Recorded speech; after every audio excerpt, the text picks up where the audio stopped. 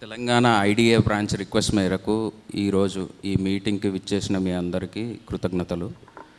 నేను ఈరోజు IDA the biggest association of dentist in India వాళ్ళ అభ్యర్థన మేరకు రీసెంట్గా పాస్ అవుట్ అయిన డెంటిస్టులు ఎవరైతే ఫ్రెష్గా ప్రాక్టీస్ చేస్తున్నారో ఇంకా తెలంగాణలో ఉన్న పబ్లిక్కి దంత వైద్యం గురించి అవేర్నెస్ కలిగించడం కోసం ఇక్కడికి రావడం జరిగింది.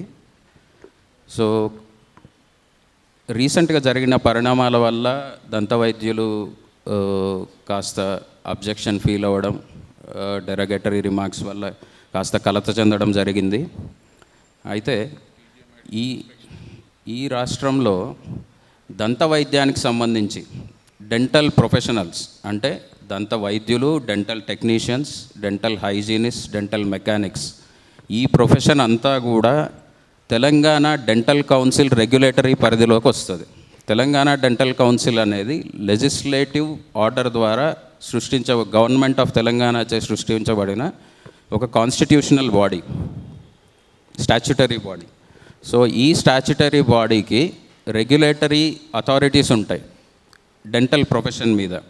సో ఏ డెంటిస్ట్కి ఇబ్బంది కలిగినా, ఏ డెంటిస్ట్ వల్ల ఇంకో డెంటిస్ట్కి కానీ, అదర్ ప్రొఫెషనల్కి కానీ, పబ్లిక్కి కానీ ఇబ్బంది కలిగినా వెంటనే కౌన్సిల్కి వచ్చి ఫిర్యాదు చేయొచ్చు. కౌన్సిల్ ఒక ఎథికల్ కమిటీ ద్వారా దానికి విచారణ జరిపి ఆ విచారణలో తప్పు తేలితే ఖచ్చితంగా యాక్షన్ తీసుకోవడం జరుగుతుంది. ఇదంతా కూడా the dentist act 1948 which is already published in the Gazette by the Dental Council of India and further amendments. వీటన్నిటి రెగ్యులేటరీ పరిధిలోకి తీసుకొని ఏదన్నా తప్పు జరిగింది అని నిరూపణ అయితే యాక్షన్ తీసుకోవడం జరుగుతుంది. అది కాకుండా ఏం జరుగుతుందంటే ప్రొఫెషనల్స్, మా sister concerns, other medical professionals మీడియాలో అనుచిత వ్యాఖ్యలు చేయడం ఇది కరెక్ట్ కాదు. మీకేమన్నా ఇబ్బంది కలిగితే మీ తరపున మీరు మెడికల్ కౌన్సిల్లో కంప్లైంట్ చేయండి, డెంటల్ కౌన్సిల్లో కంప్లైంట్ చేయండి. ఒక డెంటిస్ట్ ఇన్వాల్వ్ అయి ఉన్నారు, వాళ్ళు తప్పు చేస్తున్నారు, వాళ్ళ పరిధికి మించి ప్రాక్టీస్ చేస్తున్నారు అంటే డెంటల్ ప్రొఫెషన్లో ఉన్న పరిధిని దాటి వేరే ప్రొఫెషన్ ప్రాక్టీస్ చేస్తున్నారు అనేది డెంటల్ కౌన్సిల్ దృష్టికి తీసుకొస్తే ఖచ్చితంగా వాళ్ళ మీద ఏదైతే అబ్జెక్షన్ ఉందో అది నిరూపణ అయితే ఖచ్చితంగా యాక్షన్ తీసుకోవడం జరుగుతుంది. ఇదంతా కూడా as per regulation, as per rules already it's return.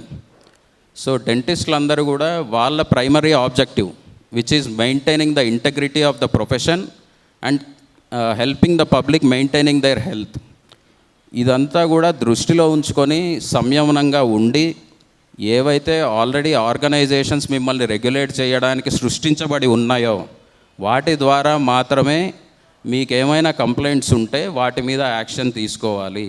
సొంత నిర్ణయాలు తీసుకోకుండా, సొంతంగా తొందరపడి మాట్లాడకుండా సంయమనం పాటించాలని మాతోటి డెంటిస్టులకి, అదర్ ప్రొఫెషన్స్లో ఉన్న మెడికల్ ప్రొఫెషనల్స్కి అండ్ పబ్లిక్కి కూడా ఈ సభాముఖంగా విజ్ఞప్తి చేయడం జరుగుతుంది.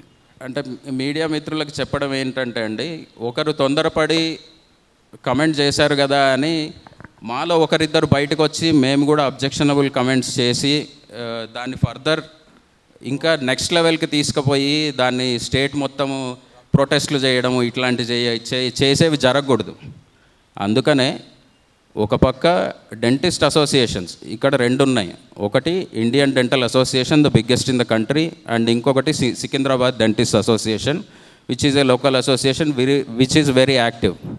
సో వీళ్ళు సంప్రదింపులు జరిపి ఆ తర్వాత మాకు స్టేట్ డెంటల్ కౌన్సిల్ని రిక్వెస్ట్ చేసి మేము మాత్రమే కాదు అవేర్నెస్ క్రియేట్ చేయడం కోసం మీరు కూడా కలిసి రావాలి అని చెప్పి తర్వాత మా dental council of India members doctor Pramod Kumar గారు, డాక్టర్ విక్రమ్ రెడ్డి గారు అండ్ మా state dental council president doctor Rajesh Reddy గారు, కుచ్చుకుల్ల రాజేష్ రెడ్డి గారు అండ్ డాక్టర్ సుధీర్ రామ్శెట్టి గారు, ఇదంతా డిస్కషన్స్, ఇన్ని రోజులు డిస్కషన్స్ జరిపి మీడియా ముందుకు రావడం జరుగుతుంది. ఎందుకంటే ఒక రెస్పాన్సిబుల్ పొజిషన్లో ఉన్న వీళ్ళందరూ బయటకు వచ్చి అనుచిత వ్యాఖ్యలు చేయొద్దు, ఏదైనా కూడా ఒక పద్ధతి ప్రకారం చేయాలి.